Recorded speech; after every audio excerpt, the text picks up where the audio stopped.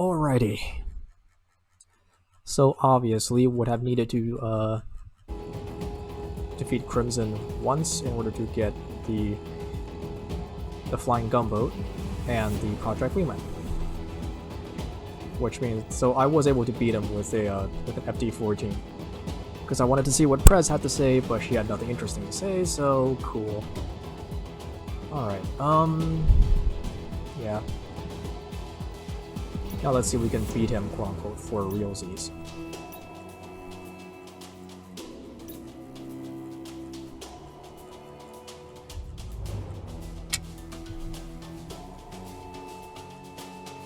I will be muting my mic because, let's face it, I got nothing interesting to say on like this sixth attempt. So yeah.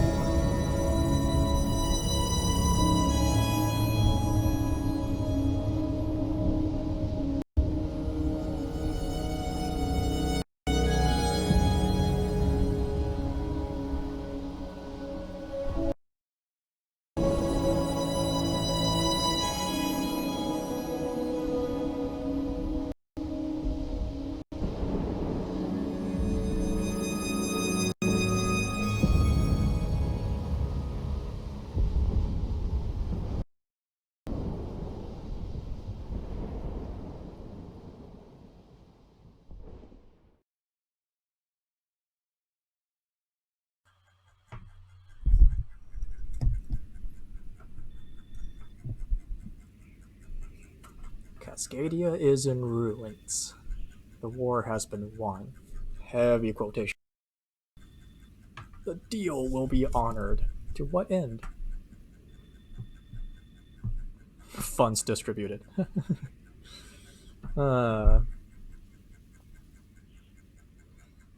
So I don't really know why, but that's a lot easier than the previous attempt.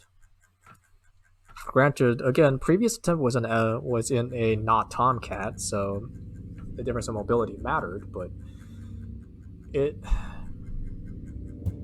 So I've been playing Conquest mode a bit, and one thing that Conquest mode does not do is that like if you played this game before, if you played Conquest mode before, then you know that there are modules in Conquest mode that you can take to change the playthrough, like more enemy spawns, harder enemy spawns, stuff like that. I know that Conquest mode does not save those spawns in a playthrough, so if you take like double unit spawn, save, and then reload sometime later, like that double unit spawn goes away. So I don't know if that's the reason why this time it felt easier, like graded to like a normal difficulty, because I did use free mode, so that maybe why. I don't think I've improved to the point where it felt like this was a cakewalk, right? So anyways, yeah.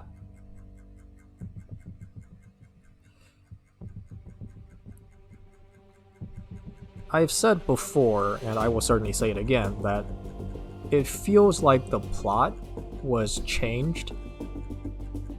Alright? Was changed at some points.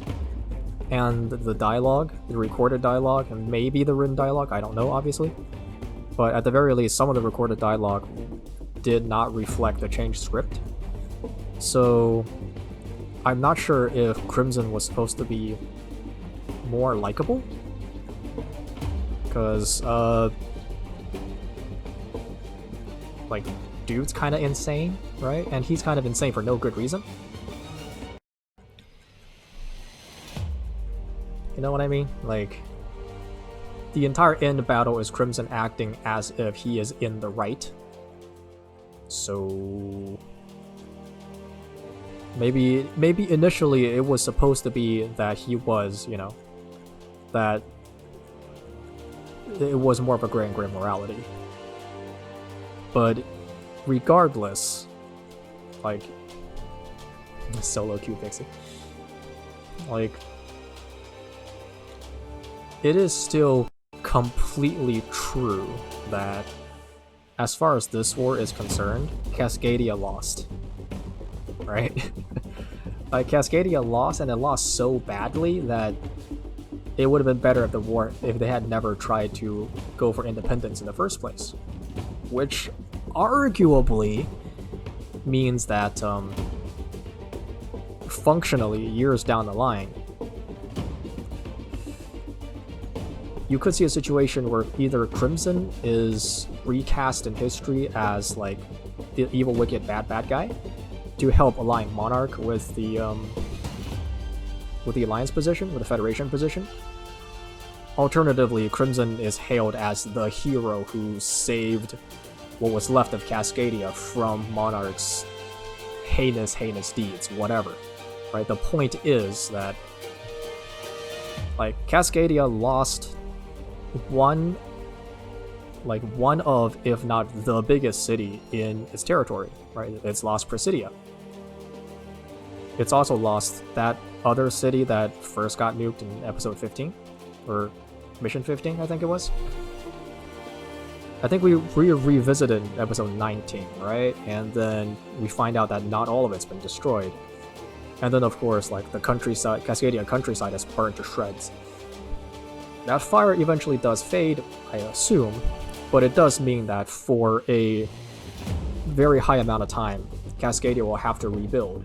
And, well, where does those resources come from, right?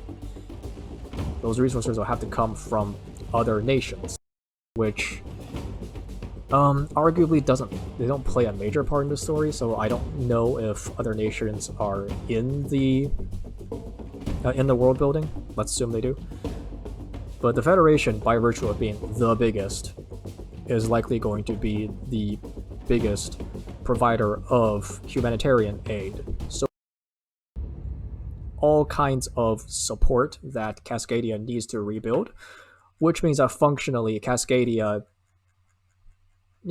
got the shit blown out of it and has ostensibly become free, but is still fundamentally heavily reliant on the Federation, on the Federation for its economic stability, for its local stability.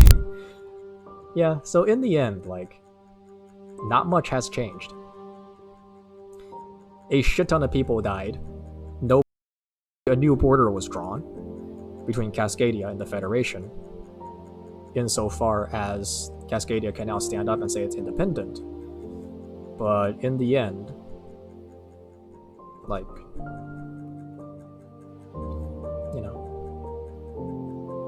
nothing was gained.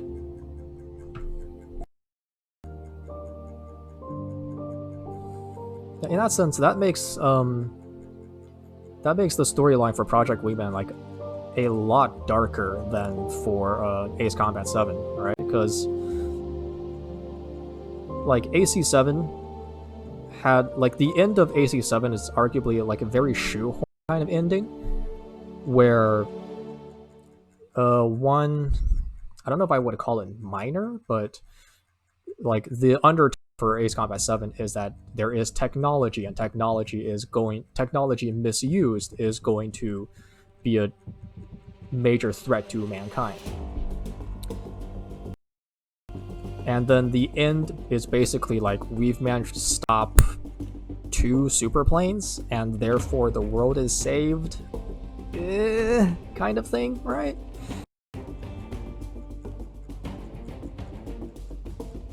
But arguably, you could say that the end of Ace Combat 7, despite the shitness of, we defeated the bad guys, and therefore the world is saved, and therefore,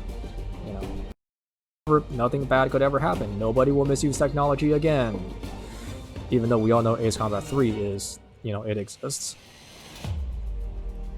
But, you could see a certain level of ray of hope kind of ending, even if you analyze it out to be,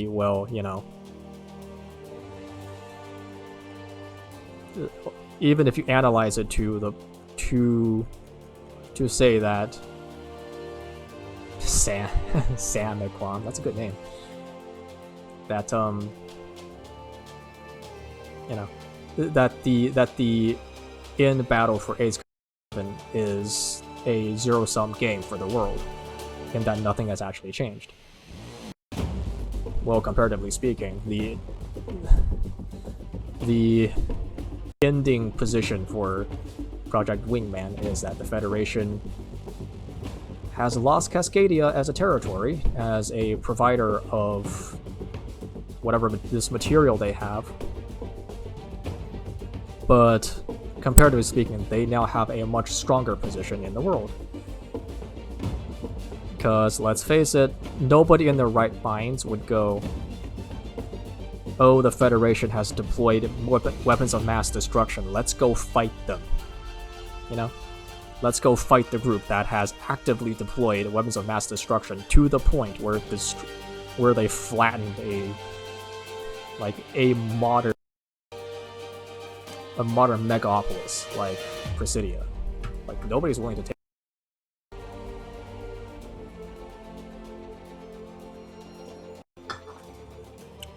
All that said, I love this game. This is my go-to if I want to just hop in a plane and go shoot some stuff.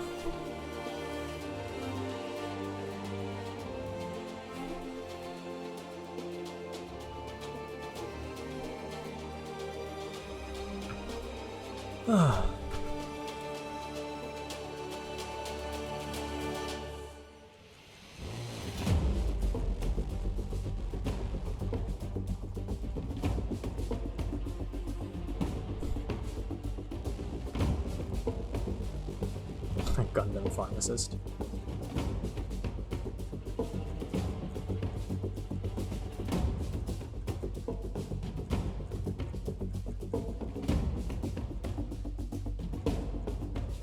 Nuclear depth charge. That's when you hate submarines with a burning passion, huh? Scipio Africanus.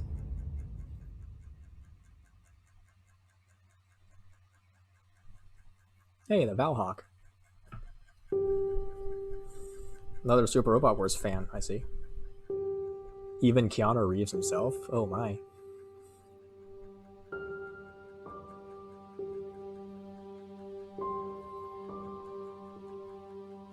And now that I think about it, like, the ending for Monarch is extremely bleak if you think about it. Because Cascadia may want to protect him all they want, but what are they going to protect him with?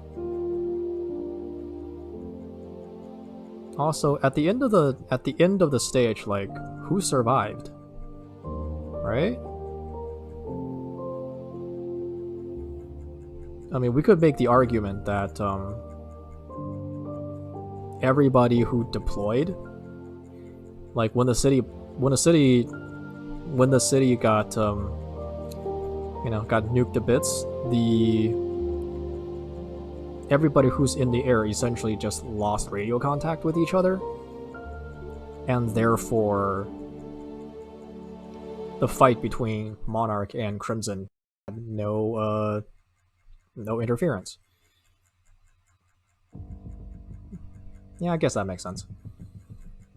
I do think that if you bring Prez into the fight, I'm pretty sure she's dead at the end of it.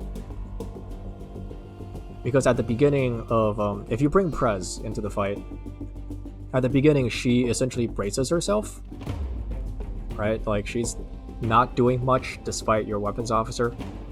She braces herself, and then at the end of his first bar of health, I think it's, if I'm remembering correctly, it's strongly implied that she's essentially lost consciousness as a result of the G-forces. Which means that by the end of the fight, she's probably not doing too hot. Because if you're pulling a lot of Gs when the fight began, you're pulling even more when the fight ended. So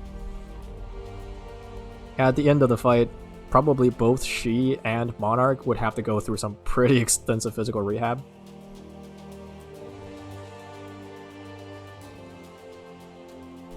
Well, you know.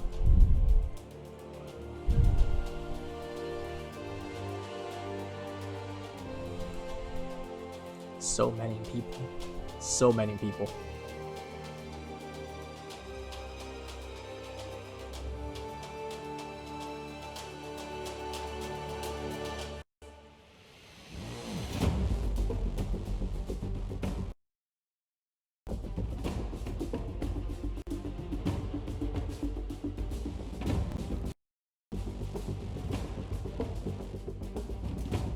Like, the biggest reason why I had that rant on the state of the Project Wingman world as it goes on. Oh, Division 6, damn. The project of the Wingman world as it went on was because like, you can't help but realize that in many ways Crimson was correct in his assessment of the situation, and by virtue of him being willing to flatten Presidia, he won the war for the Federation in every way possible, except for maybe the PR front. But you know, enough spin can fix that. So that's not well, he wanted to work for the Federation, not for himself, I guess. Harvey, dope. Matt. Don't know who you are, but you're awesome. Jose.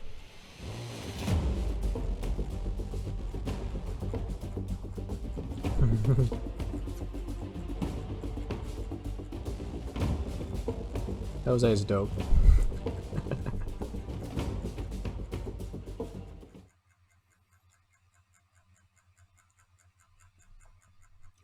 Alright, and that marks the end of Project Wingman, technically speaking, even though I had to cheat-ish to do that final fight. But I fought it 6 times, so you can't blame me, right? That was fun. I'll do a mercenary play next, because I want to have my ass handed to me. Kind of weird. Like, for games that involve fighters, I will go the extra distance. Everything else I don't care about. Alrighty.